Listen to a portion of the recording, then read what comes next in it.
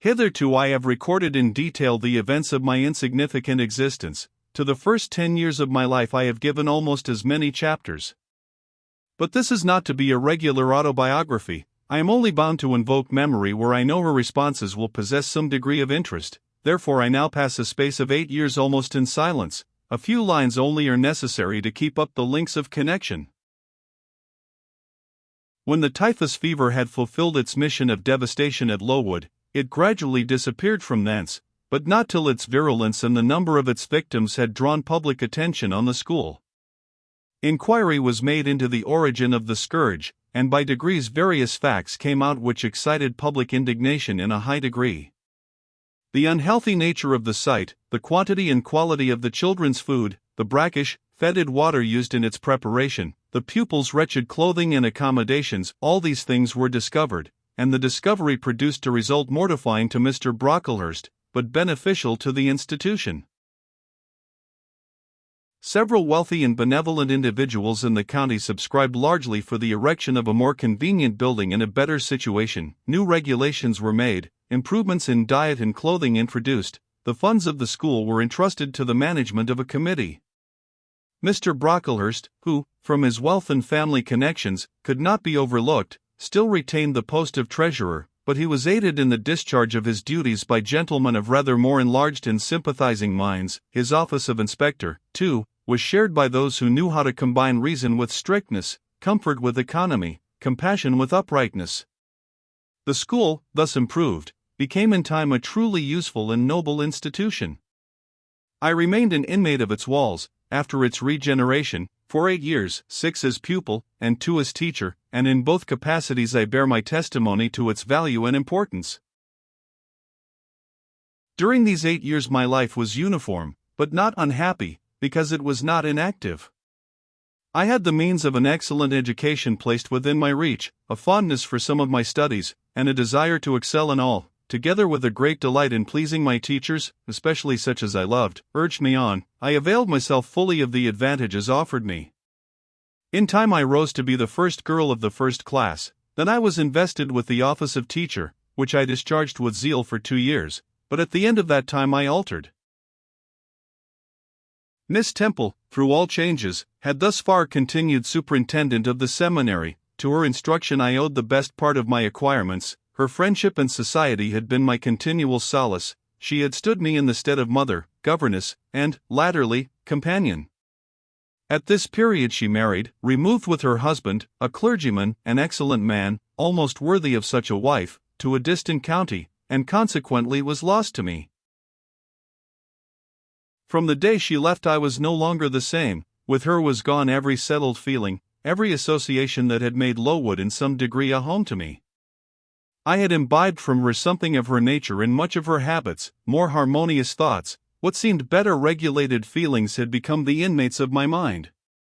I had given in allegiance to duty and order. I was quiet, I believed I was content. To the eyes of others, usually even to my own, I appeared a disciplined and subdued character.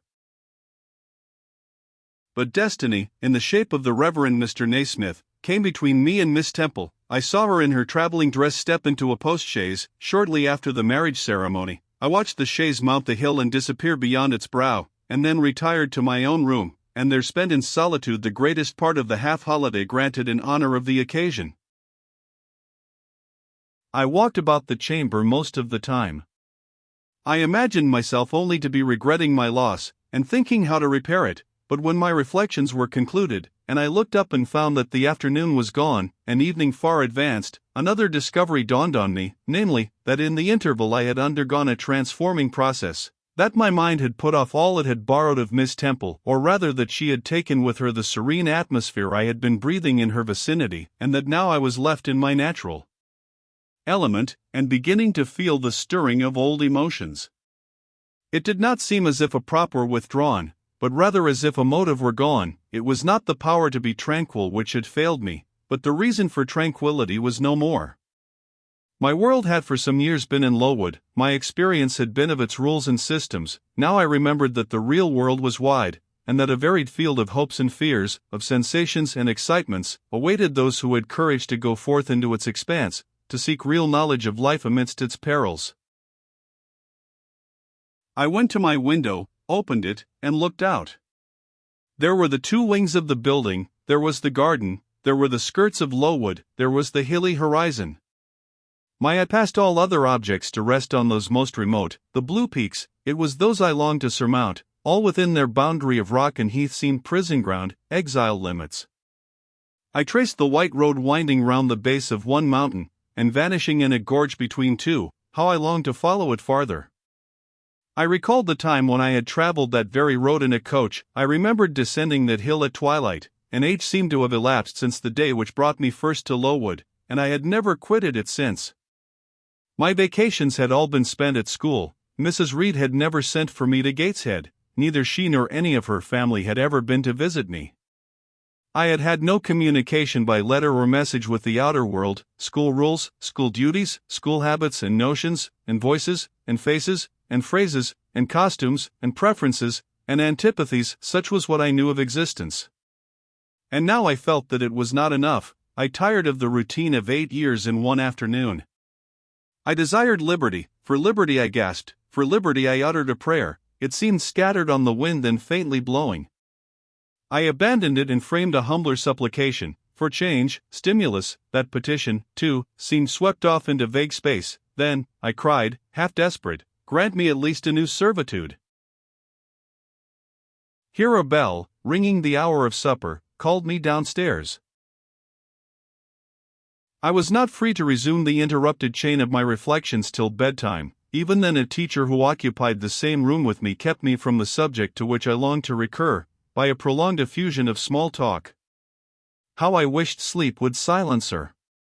It seemed as if, could I but go back to the idea which had last entered my mind as I stood at the window, some inventive suggestion would rise for my relief. Miss Gryce snored at last. She was a heavy Welshwoman, and till now her habitual nasal strains had never been regarded by me in any other light than as a nuisance. Tonight I hailed the first deep notes with satisfaction. I was debarrassed of interruption. My half-effaced thought instantly revived. A new servitude. There is something in that, I soliloquized, mentally, be it understood, I did not talk aloud. I know there is, because it does not sound too sweet. It is not like such words as liberty, excitement, enjoyment. Delightful sounds truly, but no more than sounds for me, and so hollow and fleeting that it is mere waste of time to listen to them. But servitude. That must be matter of fact. Anyone may serve. I have served here 8 years, now all I want is to serve elsewhere. Can I not get so much of my own will? Is not the thing feasible? Yes, the end is not so difficult, if I had only a brain active enough to ferret out the means of attaining it. I sat up in bed by way of arousing this said brain. It was a chilly night. I covered my shoulders with a shawl, and then I proceeded to think again with all my might. What do I want? A new place, in a new house, amongst new faces, under new circumstances. I want this because it is of no use wanting anything better. How do people do to get a new place? They apply to friends, I suppose. I have no friends. There are many others who have no friends, who must look about for themselves and be their own helpers, and what is their resource? I could not tell, nothing answered me. I then ordered my brain to find a response, and quickly. It worked and worked faster. I felt the pulses throb in my head and temples, but for nearly an hour it worked in chaos, and no result came of its efforts. Feverish with vain labor, I got up and took a turn in the room, undrew the curtain, noted a star or two, shivered with cold, and again crept to bed. A kind fairy, in my absence, had surely dropped the required suggestion on my pillow, for as I lay down, it came quietly and naturally to my mind. Those who want situations advertise. You must advertise in the Shire Herald. How? I know nothing about advertising. Replies rose smooth and prompt now.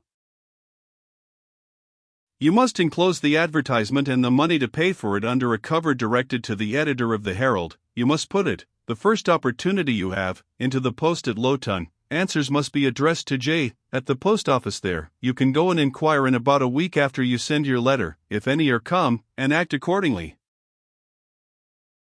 This scheme I went over twice, thrice. It was then digested in my mind. I had it in a clear practical form. I felt satisfied, and fell asleep.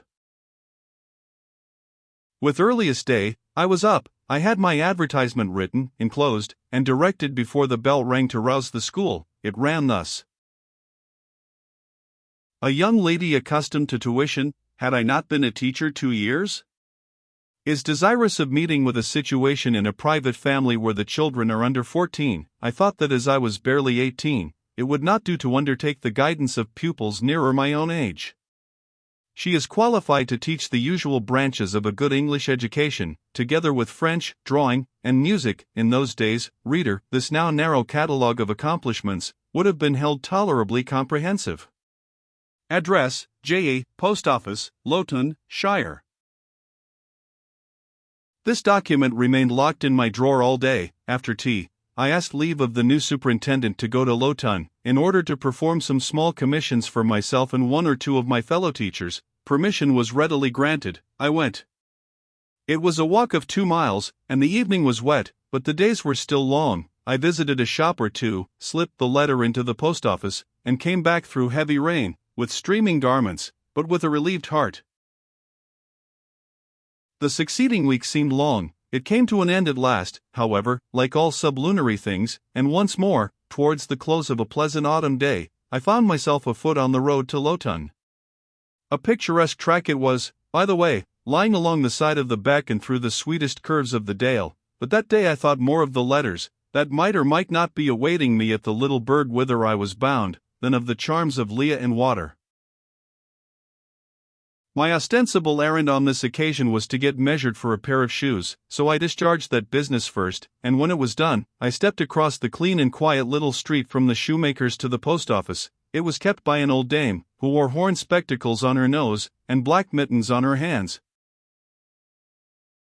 "Are there any letters for J.E.?" I asked. She peered at me over her spectacles, and then she opened a drawer and fumbled among its contents for a long time, so long that my hopes began to falter. At last, having held a document before her glasses for nearly 5 minutes, she presented it across the counter, accompanying the act by another inquisitive and mistrustful glance. It was for J.E. "Is there only one?" I demanded. "There are no more," said she, and I put it in my pocket and turned my face homeward. I could not open it then. Rules obliged me to be back by 8, and it was already 7:30.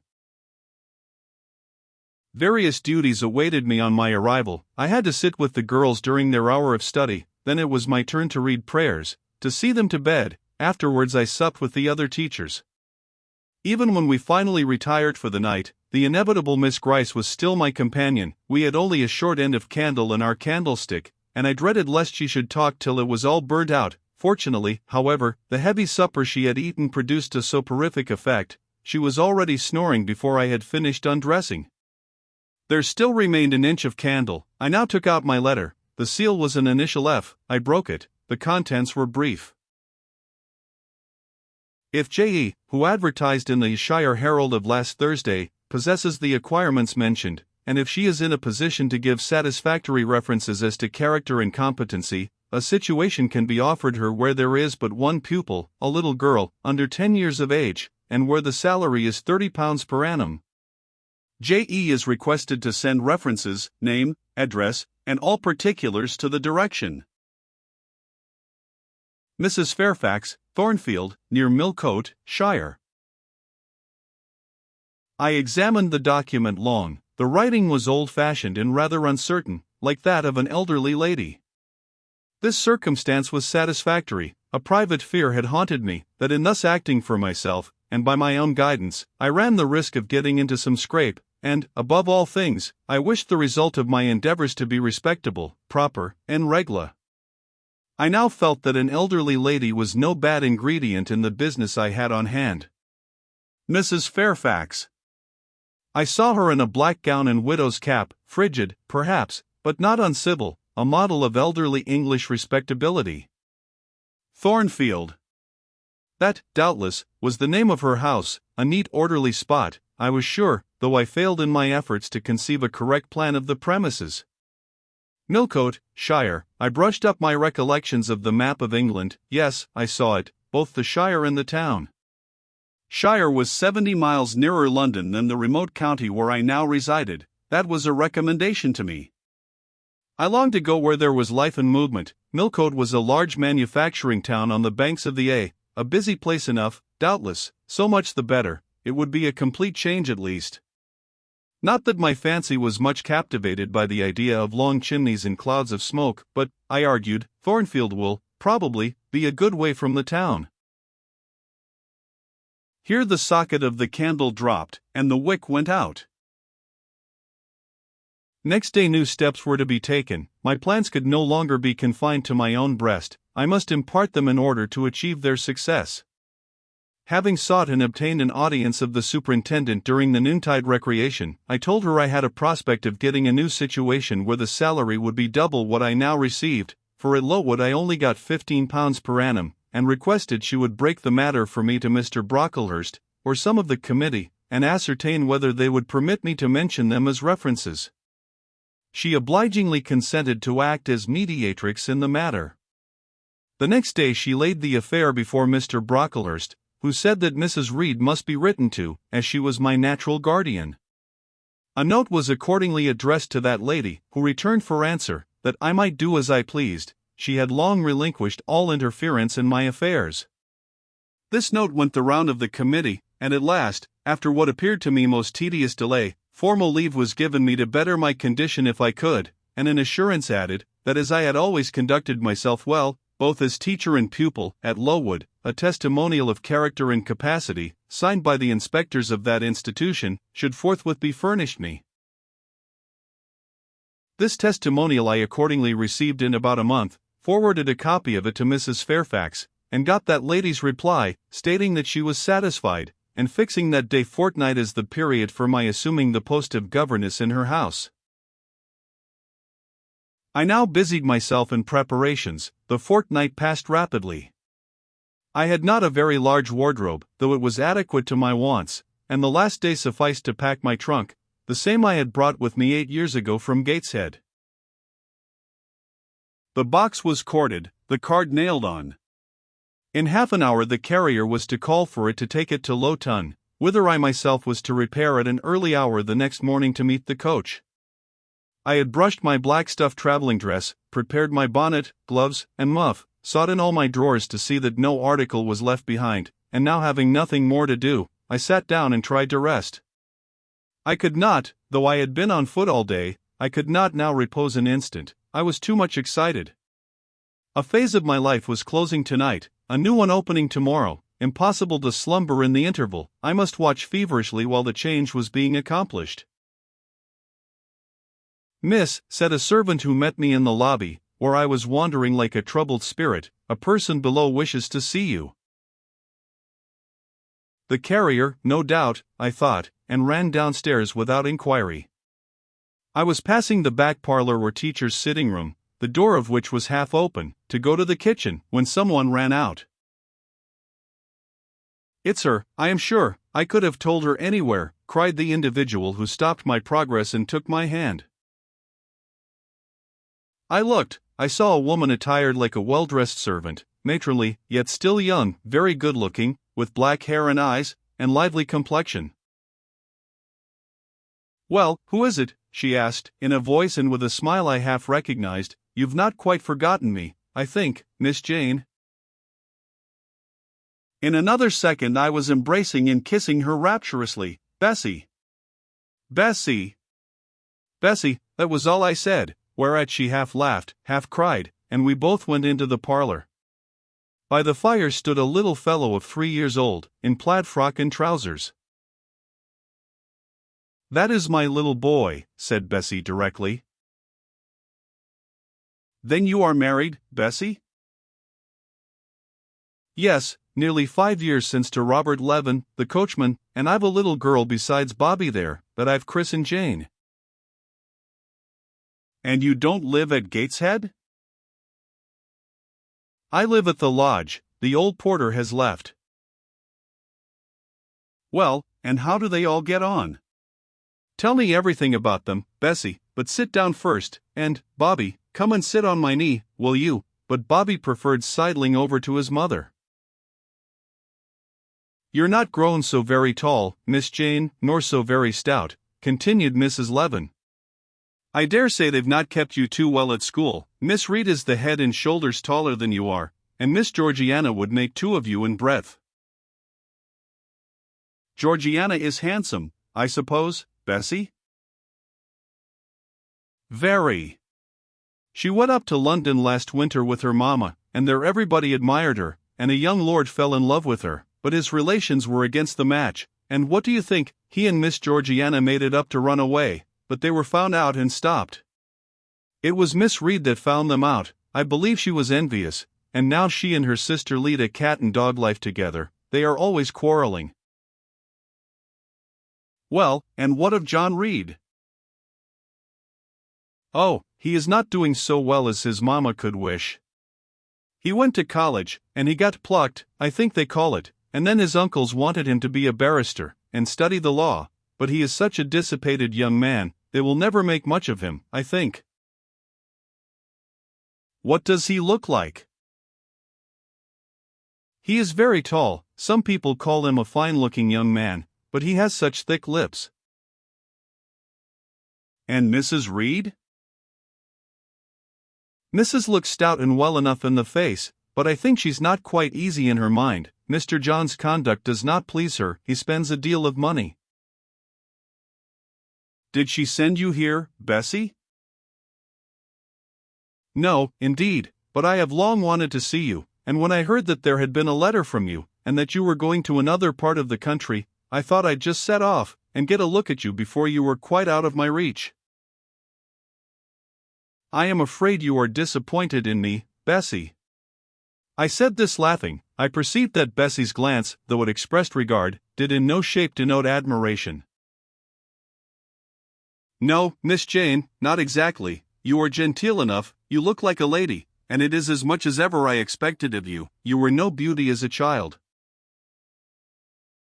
I smiled at Bessie's frank answer. I felt that it was correct, but I confess I was not quite indifferent to its import. At 18 most people wish to please, and the conviction that they have not an exterior likely to second that desire brings anything but gratification.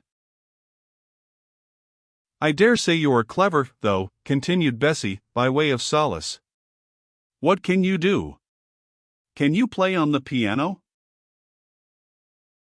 "A little." There was one in the room. Bessie went and opened it, and then asked me to sit down and give her a tune. I played a waltz or two, and she was charmed. "The Miss Reeds could not play as well," said she exultingly. "I always said you would surpass them in learning. And can you draw?" "That is one of my paintings over the chimney-piece." It was a landscape in watercolors, of which I had made a present to the superintendent, in acknowledgment of her obliging mediation with the committee on my behalf, and which she had framed and glazed. "Well, that is beautiful, Miss Jane. It is as fine a picture as any Miss Reed's drawing master could paint, let alone the young ladies themselves, who could not come near it. And have you learned French?" "Yes, Bessie, I can both read it and speak it." "And you can work on muslin and canvas?" "I can." "Oh, you are quite a lady, Miss Jane." "I knew you would be. You will get on whether your relations notice you or not. There was something I wanted to ask you. Have you ever heard anything from your father's kinsfolk, the Eyres?" "Never in my life." "Well, you know Mrs. always said they were poor and quite despicable, and they may be poor, but I believe they are as much gentry as the Reeds are, for one day, nearly 7 years ago, a Mr. Eyre came to Gateshead and wanted to see you. Mrs. said you were at school 50 miles off. He seemed so much disappointed, for he could not stay. He was going on a voyage to a foreign country, and the ship was to sail from London in a day or two. He looked quite a gentleman, and I believe he was your father's brother."